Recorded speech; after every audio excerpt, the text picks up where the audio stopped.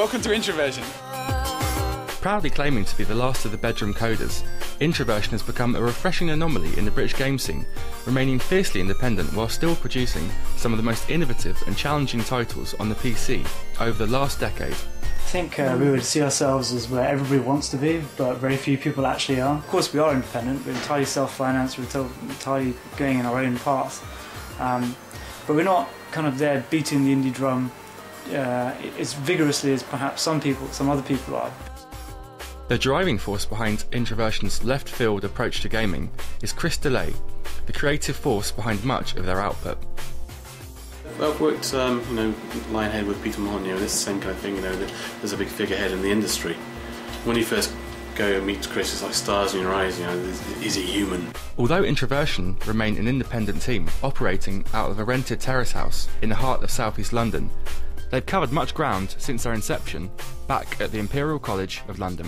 It would have started back in '97 when myself, Chris, Tom and Johnny all met at Imperial. Then, so we kind of hung out for a few years at uni, and during the final year, Chris was writing Uplink and the rest of us were kind of out partying a bit, and Imperial had a new business competition at the end of the final year, and you could enter any kind of business. It wasn't about games particularly, but we sort of thought, well, we've got Uplink, if we could write a business plan about how we might market that, sell it on the internet, all the rest, then we might have a chance of winning this competition.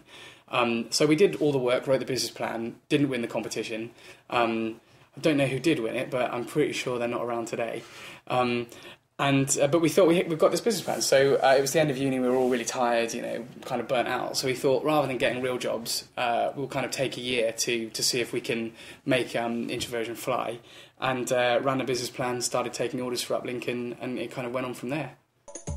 A no-fi game set in the seedy underbelly of high-end hacking, Uplink captured the imagination of a whole generation of PC gamers with its captivating mix of resource management and corporate intrigue. Its popularity soon snowballed and placed Introversion well on the gaming map with its first trailblazing effort.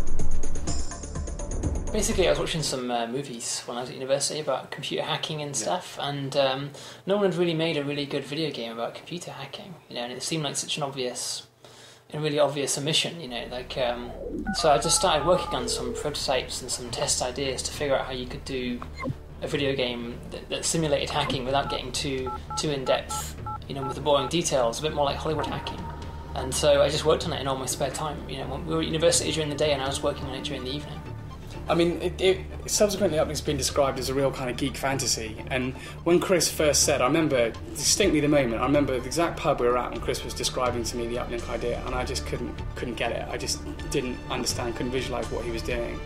And then when, you also kind of don't know the talent that sat next to you with a mate at uni, and it wasn't until Uplink kind of really came together at the end and I sat and started playing it, and being the kind of guy that loved sneakers, all these hacking movies, living out that fantasy through the game, which was that good, that's when I sort of thought, this is, people will pay money for this, because I would happily pay money for this. And I can't actually remember whether we argued much about whether or not it would sell or not. I can remember doing...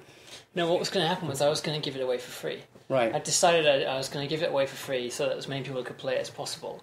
And then you came along and said, no, you don't want to give it away for free, you want to charge money for it instead. And then, get rich. Are you trying to sell me as like the evil guy that denied the world Uplink? Yeah. And how do you feel about that now? No, I'm glad. It's a good idea, actually. It was a good idea in hindsight.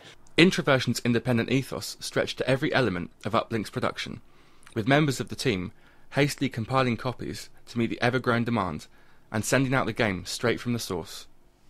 Uplink sold really well, in its initial kind of runs. We were doing maybe 15, 20 a day, and when there's only 3 of you, that's quite a lot of money to be coming in, every day.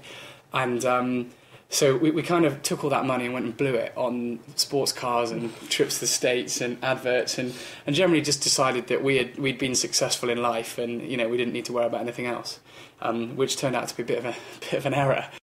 With the success of Uplink came some difficult questions, as the team found themselves at a crossroads. We kind of all had slightly different routes. So, I had a year off. I was working for the Ministry of Defence at the time, and I kind of had this date that I was going back to the MOD, and that's exactly what I did, because the future was very uncertain with the company.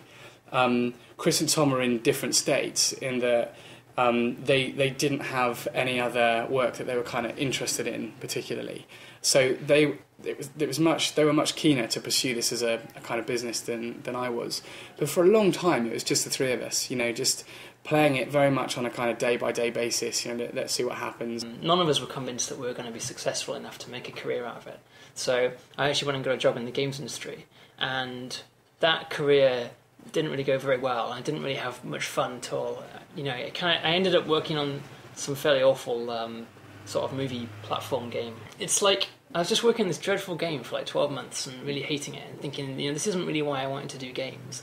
And Uplink was selling at the same time, selling quite well actually. And my time at that company kind of came to an end, and that was the point, actually coming home on the bus, that I decided that Introversion would be full-time for me. I was going to either do Introversion or not do games. Darwinia was to be the team's most ambitious effort to date, an impossible to categorise game that introduced the world to the Darwinians. Join us next week as we see how Darwinia propelled Introversion into the mainstream, establishing the developer as a major force in the UK industry.